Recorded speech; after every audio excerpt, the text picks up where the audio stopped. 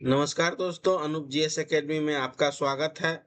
आज मध्यकालीन भारत का चौथा क्लास है। इससे पहले हमने इस्लाम धर्म का स्थापना, मोहम्मद साहब का जन्म एक क्लास में किए हैं। दूसरा क्लास में अरबों का आक्रमण और तीसरा क्लास में तुर्कों का आक्रमण किए हैं।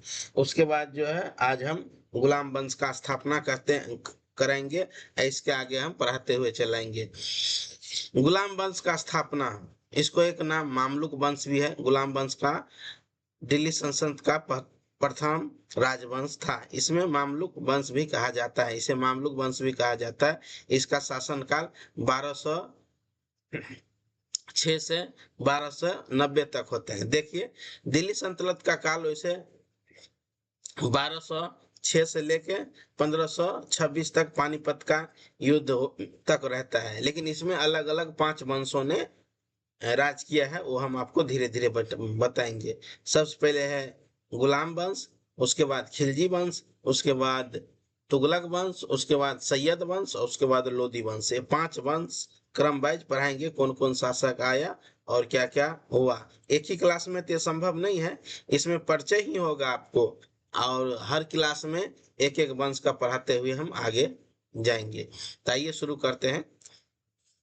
देखिए, गुलाम वंश का स्थापना संस्थापक कुतुबुद्दीन ऐबक होता है, जो 1206 ईस्वी में करता है। ये गौरी का गुलाम होता है, मोहम्मद गौरी का। राजधानी इसका दिल्ली होता है। कुतुबुद्दीन ऐबक मूल रूप से मोहम्मद गौरी का गुलाम था। मोहम्मद गौरी की मृत्यु के बाद ऐबक ने भारत के स्वतंत्र सत्ता का स्थापना किया। ये स्वतंत्र सत्ता का स्थापना करता है। इसी कारण 1206 को भारत को दिल्ली सल्तनत का शुरुआत माना जाता है। परीक्षा तख्त, कुतुबुद्दीन ऐबक को गुलाम वंश का संस्थापक माना जाता है, लेकिन वंश के वास्तविक रूप में मजबूत और संगठित करने का श्रेय इल्तुतमिश को दिया जाता है। इसके बाद जो शासक आता है इल्तुतमिश, उसको दिया जाता है। कुतुबुद्दीन ऐबक 1206 से लेकर 1210 तक मात्र 4 साल ही ये राज करता है। गुलाम वंश का संस्थापक अपनी उदारता के कारण इसे लाक्स बख्श, बीपीएससी के एग्जाम में लाक्स बख्श इसको कहा जाता है। कुबत इस्लाम मस्जिद, जो कुतुब मीनार है ना, उसी कहते हैं। कुतुब इस्लाम मस्जिद का निर्माण शुरू किया था। कुतुब मीनार का निर्माण शुरू किया था। 2.5 दिन का झोपड़ा जो अजमेर में है, उसका भी निर्माण किया था। वो एक संस्कृत विद्यालय था, उसको तोड़ के 2.5 दिन के झोपड़ा, यानी 2.5 दिन में ही ये तैयार किया गया, इसे इसको 2.5 दिन का झोपड़ा कहा जाता है। उसके बाद आइए 1210 में चौगान पोलो खेलते समय घोड़े से गिरने के कारण मृत्यु हो गया। होगा क्या होता है, 1210 में जो चौगान खेलते हैं घोड़े को दौड़ाने का, तो घोड़ा ही इसके ऊपर गिर जाता है, इसीलिए ये मारा जाता है। याद रखने, ऐबक स्थापना करता है, इसे लाख बख्श और कुतुब मीनार की शुरुआत करते हैं। इसके बाद अगला शासक आता है इल्तुतमिश। इल्तुतमिश बहुत ही महत्वपूर्ण शासक है। बहुत ही महत्वपूर्ण क्यों शासक है, क्योंकि ये बहुत ही आगे ले जाता है दिल्ली सल्तनत का, यानी गुलाम वंश का। ये ऐबक का भी गुलाम है, गुलामों का गुलाम इसे कहा जाता है। इल्तुतमिश को गुलाम वंश का वास्तविक संस्थापक यानी संगठक कहा जाता है। प्रमुख कार्य क्या क्या करता है, दिल्ली सल्तनत को मजबूत किया, दिल्ली सल्तनत की प्रमुख राजधानी बनाए, चांदी का टंका और तांबे का जीतल, चांदी तांबा, चांदी का टंका और जी मैं याद करने योग्य बुझे, चांदी मतलब टंका, तांबे मतलब जीतल चला, यानी रुपए है। सबसे इंपॉर्टेंट है तुर्की चहलगानी यानी दल चालीसा का ये स्थापना किया, संगठन बनाया, और कुतुब मीनार का जो निर्माण पूरा अधूरा था वो पूरा किया। जो ऐबक ने शुरू किया था, ये कुतुब मीनार का निर्माण इसने पूरा किया। अब मंगोलों को खतरों को दिल्ली सल्तनत से बचाने का क्या हुआ क्या होता है कि 1221 में मंगोल का खतरा होता है, तो उसको ये बचाने का काम करता है। इसका शासक कहां तक था, 1236 तक। उत्तराधिकारी इल्तुतमिश के अपनी पुत्री रजिया का योग अधिकारी माना था। 1229 में अब्बाजी खिलाफ खलीफा को मानता प्राप्त उत्तराधिकारी, यानी 1229 में इसको खलीफा का मान्यता प्राप्त दिया गया था। दो चीज याद रखने वाला है, एक तो 1221 में जो है मंगोलों का आक्रमण से बचाता है, 1229 में खलीफा से इसका मान्यता प्राप्त उत्तराधिकारी का मिल जाता है। उसके बाद आता है, वैसे आराम से 8 महीना के लिए आता है, लेकिन इसमें नहीं दिया हुआ है। चौथा शासक है, महत्वपूर्ण शासक न है, रजिया सुल्तान। रजिया सुल्तान 1206 से 1240 तक रहता है। ये इल्तुतमिश का पुत्री रहता है। दिल्ली सल्तनत की पहला और एकमात्र महिला शासिका मानी जाती है। रजिया सुल्तान है दिल्ली सल्तनत में पहला और अंतिम जो है महिला शासक, इसके बाद नहीं होता है। उन्होंने पर्दा प्रथा का विरोध किया और स्वयं को शासन किया। तुर्क अमीरों को विरोध का सामना करना, 1240 में इसका भी मृत्यु हो जाता है। महत्वपूर्ण तथ्य यह है कि रजिया सुल्तान को कहा जाता है सुल्ताना नहीं, सुल्तान कहा जाता है, सुल्ताना नहीं। अगला शासक है, 40 में मर जाता है, फिर 3-4 साल और कोई रहता है। उसके बाद नसरुद्दीन महमूद, ये भी बहुत इंपॉर्टेंट होता है। ये इल्तुतमिश का वंशज, इतिहास में इसे अपेक्षा कमजोर शासक माना जाता है। शासन की वास्तविक शक्ति काफी हद तक बलबन के हाथों में रहता है। ये बलबन के हाथों में रहता है। बलबन को नायाब के रूप में अत्यधिक प्रभाव प्राप्त किया। उसके बाद आता है बलबन, ये भी 20 साल लगभग राज करता है। 88 तक करता है, लेकिन 87 इसमें दिया गया। गयासुद्दीन बलबन गुलाम वंश के सबसे शक्तिशाली शासकों में से एक था। ये शक्तिशाली शासकों में से एक था। राज तत्व के सिद्धांत बलबन का सत्ता का प्रतिष्ठान बढ़ाया, नायब एक खुदाई तथा राजकीय गरिमा को पर जोर दिया। दरबारी प्रथा, सिजदा और पेगोर जैसे दरबारी प्रथाओं का महत्व दिया। चहलगानी का दमन किया, यानी जो तुर्क चहलगानी था उसको ये समाप्त कर दिया। शक्ति तुर्क अमीरों के प्रभाव को समाप्त किया। कानून और व्यवस्था बनाई, विद्रोह को कठोरता से दबाया। मेवबती और डकैतों के विरुद्ध अभियान चलाया। मंगोलों से रक्षा, उत्तर पश्चिम सीमा को मजबूती किया। सीमावर्ती क्षेत्रों को किलों और सैन्य व्यवस्था से मजबूत किया। लौह एवं रक्त नीति, बलबन के कठोर शासन नीति को समानते लौह एवं रक्त का नीति कहा जाता है। देखिए, बलबन से याद रखने योग्य यही बात है, बलबन के लौह और रक्त नीति का शुरुआत करता है। सिजदा और पैगोर प्रथा चलाता है और दल चालीसा का समाप्त करता है, यानी खत्म करता है। सीमा सुरक्षा।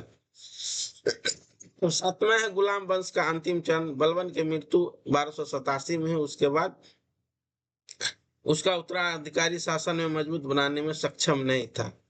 अंतिम जो है न शासक क्योमूर होता है, लेकिन कहीं क्योंकि बाद लिखाते हो गलत है, क्योमीर हो तो वही होता है। अंततः 1290 में जलाउद्दीन खिलजी ने सत्ता पर अधिकार कर खिलजी वंश का स्थापना कर लिया। अब इससे कुछ याद रखने वाला बात है, वो हम आपको बताते हैं। गुलाम वंश का स्थापना 1206 में होता है। संस्थापक कुतुबुद्दीन ऐबक। दूसरा शासक, मजबूत शासक इल्तुतमिश। वास्तविक संस्थापक इल्तुतमिश। ऐबक को उपाधि लाक्सबक्स। टंका और जीतल चलाता है इल्तुतमिश। दल चालीसा चलाता है इल्तुतमिश। पहला महिला शासक रजिया सुल्तान। सबसे शक्तिशाली शासक बलबन। लौह और रक्त का नीति चलाता है बलबन। सजदार पोगोर चलाता है बलबन। और गुलाम वंश का अंत होता है 1290 में। गुलाम वंश के बाद आता है खिलजी वंश। आइए गुलाम वंश से कुछ क्वेश्चन करते हैं, उसके बाद पढ़ेंगे खिलजी वंश। तो पहला क्वेश्चन है, गुलाम वंश का संस्थापक कौन था? ये होता है कुतुबुद्दीन ऐबक। दूसरा क्वेश्चन है, कुतुबुद्दीन ऐबक ने किस वंश की स्थापना की? ये गुलाम वंश का स्थापना करता है। कुतुबुद्दीन ऐबक मूल रूप से किसका गुलाम था? ये मोहम्मद गौरी का गुलाम था। कुतुबुद्दीन ऐबक की मृत्यु किस खेल खेलते समय हुआ? तो ये होता है पोलो, जिसे हम चौगान कहते हैं। 5वां नंबर है, कुतुबुद्दीन ऐबक की मृत्यु कब हुआ था? तो 1210 में। कुतुबुद्दीन ऐबक की मृत्यु के बाद कौन शासक बना? तो ये होता है इल्तुतमिश। 6 नंबर क्वेश्चन का आंसर है इल्तुतमिश नहीं होता है, आराम शाह था। आराम से 8 महीने के लिए बनता है। 1211 से न कुतुबिन ऐबक बनता है 1225 तक। अगला क्वेश्चन है 25 तक ने 37 तक। आराम शाह का शासनकाल लगभग कितने महीने तक रहता है? 8 महीने तक। आराम शाह किसके पराजित आराम शाह को किसने पराजित किया? आराम शाह के बाद कौन आता है? वही ने पराजित किया। आराम शाह को किसने पराजित किया? 8 नंबर क्वेश्चन का आंसर है बी, इल्तुतमिश ने।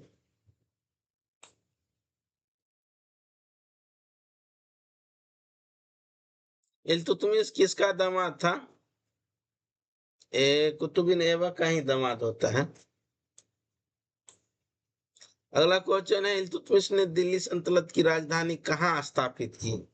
पहले देखिए लाहौर था, लेकिन वो आगरा, पहले लाहौर था लेकिन उसने दिल्ली स्थापित किया। इल्तुतमिश किस वास्तविक संस्थापक माना जाता है? ये मुगल नहीं, दिल्ली सल्तनत का। अगला 12 नंबर क्वेश्चन है इल्तुतमिश ने किस चांदी के सिक्कों को चलाया? इसे टांका कहते हैं, चांदी का टांका। इल्तुतमिश ने किस तांबे के सिक्का को चलाया? 12 नंबर क्वेश्चन का है आंसर बी। 13 नंबर क्वेश्चन का आंसर है ए, जीतल। तो से तांबा आता है। हाँ, अब आ गया। हम कुछ ट्रिक से इसको याद करना रखते, यानी तो से है तो इसमें मिल गया, ये आप याद रखिएगा। इसमें नहीं कुछ मिलने लगा है, क्योंकि तो इसमें नहीं है, तो इसमें मिल गया। तांबे मतलब जीतल। इल्तुतमिश ने किस खलीफा को मान्यता प्राप्त की? किस खलीफा से मान्यता प्राप्त की है? ये मांगता है बगदाद के अब्बास खलीफ से, इसको मान्यता दे देता है। देखिए उस समय मुस्लिम धर्म जहां भी ऊपर उठता था न, यहाँ से खलीफा उसको मदद करता था, और उसको खलीफा का पद देने में क्या लगता है? जो देश का रक्षा करे। इल्तुतमिश ने किस संगठन का गठन किया? ए दल चालीसा का। चालीसा चहलगानी को किस नाम से जाना जाता है? चालीसा, पंच दीवान, मनसबदार नहीं, दल चालीसा के नाम से जाना जाता है। कुतुब मीनार का निर्माण किसने शुरुआत किया? परम पूछ रहा है। कुतुबिन ऐबक होगा। कुतुब मीनार का मुख्य रूप से किसने पूरा किया? ए, इल्तुतमिश ने पूरा किया। इल्तुतमिश का पुत्री कौन था? जहारा, गुलबदन बेगम, नूरजहां, रजिया सुल्तान। ये था रजिया सुल्तान। दिल्ली सल्तनत की पहली और एकमात्र महिला शासिका कौन था? ये था रजिया सुल्तान। रजिया सुल्तान शासन कब से कब तक है? ये है 1236 से 1240। इसका 3 वर्ष 6 माह का शासन होता है। कोई एग्जाम में हमने देखे थे, उसमें एग्जैक्ट जो था डेट लिखा हुआ, 3 वर्ष 6 माह था, 1236 से 1240। रजिया ने अपने नाम के साथ कौन सी उपाधि पसंद की? सुल्ताना नहीं, ये सुल्तान का उपाधि पसंद करता है। सुल्ताना बोलता है, मुझे मत बोलो सुल्तान। रजिया सुल्तान का विरोध मुख्यतः किसने किया था? चहलगानी व्यापारियों, चहलगानी किया अमीरों ने। रजिया सुल्तान के बाद कौन शासक बना? रजिया सुल्तान के बाद मजबूत शासक तो नसरुद्दीन बनता है, लेकिन कमजोर शासक जो है जुमाउद्दीन बहराम शाह बनता है। रजिया सुल्तान की मृत्यु किस क्षेत्र में हुआ था? कैथल के बाद पास हुआ था रजिया सुल्तान को। जलंधर से के बगल में कैथल है वहां।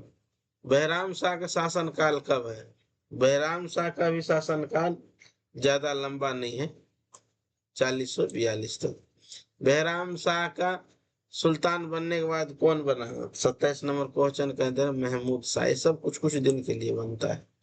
महमूद शाह के शासनकाल कब से कब तक है? तो 28 नंबर क्वेश्चन का आंसर होगा ए, 1242 से 46। अब आता है मजबूत शासन। अलाउद्दीन महमूद शाह के बाद शासन कौन बनता है? 29 का होगा ये है नसरुद्दीन महमूद शाह। एक कमजोर शासक होता है लेकिन शासन बहुत लंबा समय तक करता है। नसरुद्दीन महमूद शाह का शासनकाल कब से कब तक था? 30 नंबर क्वेश्चन का आंसर होगा वो ये 46 से 66 तक।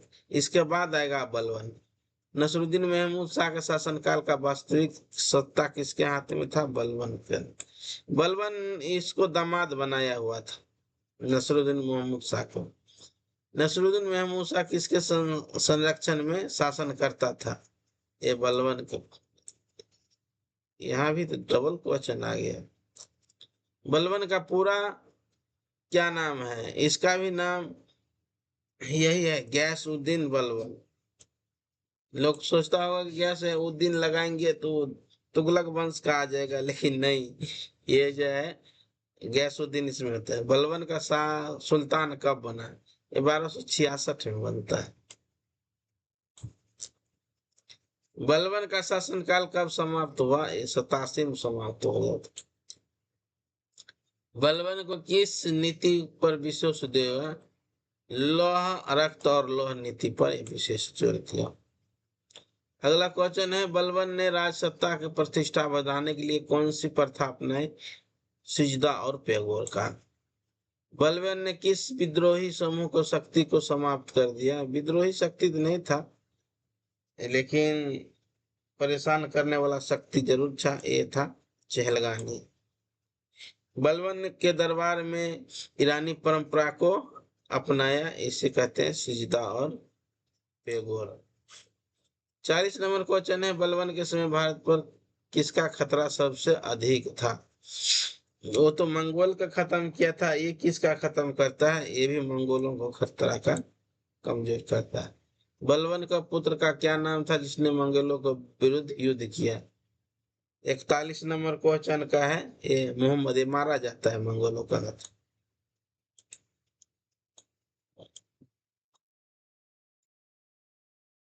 अगला क्वेश्चन है, बलबन के बाद कौन सुल्तान बना? बलबन के बाद पूछ रहा है, हट क्यों नहीं रहा?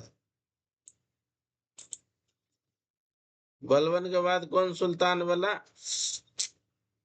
42 नंबर क्वेश्चन का ये है, क्योंकि बाद का शासन काल कब था रहा? क्योंकि बाद का 43 नंबर क्वेश्चन है, ये 1287 से 1290। क्योंकि बाद किसका पुत्र था? 44 नंबर क्वेश्चन का आंसर होगा ए, बलबन का। ये तो शासन 1287 से बड़ा 1290 बता रहे हैं। मुगल वंश का अंतिम शासक कौन था? 45 नंबर क्वेश्चन का आंसर क्यूमर्स। गुलाम वंश का किसके उदय के बाद हुआ? खिलजी के उदय के बाद।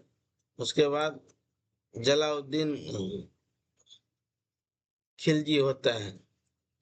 गुलाम वंश का शासन काल का अवधि कब से कब तक होता है? तो 1206 से 1290 तक। गुलाम वंश का किस अन्य नाम से जाना जाता है? मामलुक वंश। निम्नलिखित में से किस शासक ने गुलाम वंश का सबसे लंबे समय तक शासन किया? हमारे हिसाब से तो बलबन होना चाहिए। 49 का कौन है? सी, बलबन। ठीक है। और जो है यहाँ क्रम लगाया है जो कौन कौन आया है कब। ऐबक, आराम शाह, इल्तुतमिश, रजिया, बलबन, ऐबक, रजिया सुल्तान। तो ये हो गए ऐबक, आराम शाह, इल्तुतमिश, रजिया, बलबन। एक नंबर सही होगा, एक नंबर है सही। परीक्षा की दृष्टि से 4-5 पॉइंट है, याद रखने रख। गुलाम वंश का स्थापना 1206 से 1290। संस्थापक कुतुबुद्दीन ऐबक। वास्तविक संस्थापक इल्तुतमिश। प्रमुख शासक ऐबक, इल्तुतमिश, रजिया सुल्तान और बलबन। नसरुद्दीन महमूद का ज्यादा नाम इसमें नहीं लिया जाता। महिला शासक रजिया सुल्तान। रक्त और लौह का नीति बलबन का। अंत होता है 1209 में। खिलजी वंश का उदय होता है। इसके बाद हम आपको पढ़ाएंगे अगला वंश, खिलजी वंश। आइए, शुक्रिया, आप क्लास बंद करते हैं।